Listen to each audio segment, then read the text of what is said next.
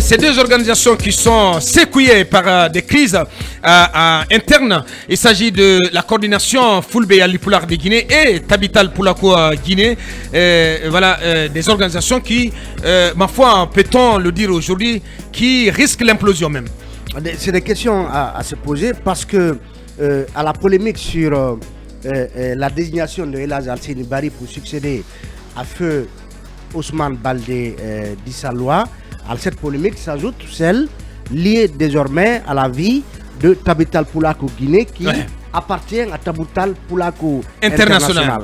Alors la polémique est partie de cette lettre rédigée par le secrétaire général de Tabital Poulako International du nom de Lamido Issa Bay Amadou qui le 9 avril dernier, depuis Bangui, la capitale de la Centrafrique, a eu ses propos au sujet de la désignation de Thierno Yaya Diallo comme président désormais de Tabital Poulako Guinée. Il dit dans la lettre, le secrétaire général de Tabital Poulako International, Lamido dit avoir appris, en tout cas, il dit il y a eu des décisions, les décisions en tout cas prises liées à la désignation de Thierno Yaya n'engagent ni Tabital Poulako International, ni le bureau exécutif de Tabital Poulako International.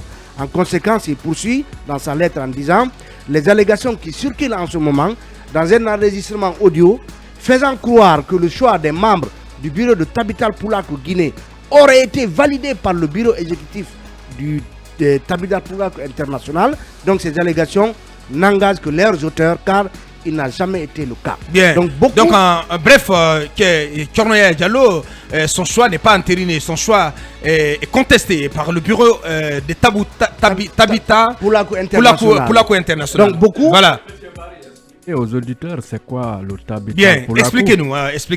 Quelle est la différence entre la coordination des Fulbe Alipular de Guinée et cette autre organisation qu'on appelle Tabital Poulako International qui a son pendant local Tabital Poulako Guinée. Tabital Poulako International, c'est l'ensemble de la communauté, en tout cas de tous ceux qui parlent le Poulard, et bien sûr avec des variations linguistique d'un pays à un autre.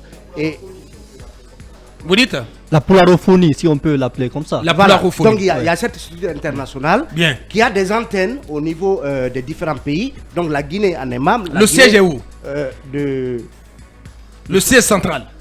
Bon, j'imagine que c'est tournant souvent. C'est tournant. Très bien. Parce que Lamido là qui a écrit, c'est à Bangui. Le secrétaire général. Il est du côté de la Gambie. Du côté de la Bangui.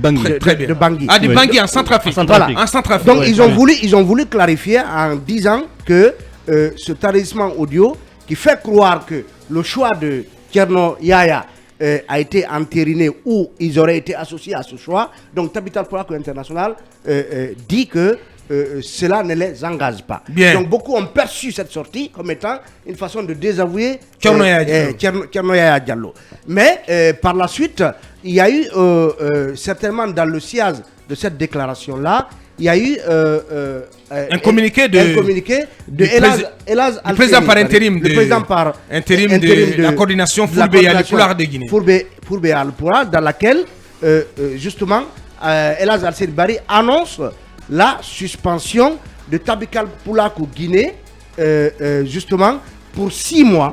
Pour 6 mois, donc le temps selon lui que les modalités de désignation des différents membres de cette structure soient donc discutées, clarifiées et ainsi pour en arriver à un bureau consensuel.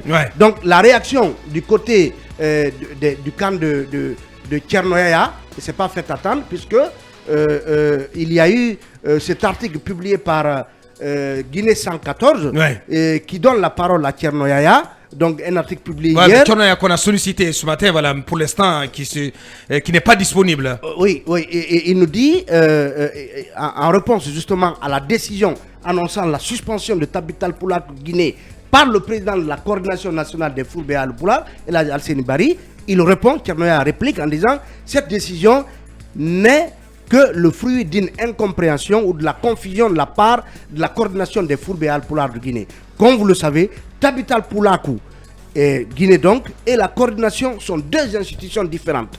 La coordination ne gère qu'au niveau national, tandis que Tabital Poulakou est dans plusieurs pays, dont la Guinée. Donc, il n'y a aucune possibilité que la coordination des Foulbé Alpulaar donc puisse suspendre Tabital Poulakou Guinée. C'est du faux et usage du faux. Eh bien, c'est ce que. bien. Donc, mais qui dit vrai finalement dans cette histoire? Parce qu'on a l'impression que. J'ai l'impression que Corneille ne comprend pas du tout comment ça fonctionne.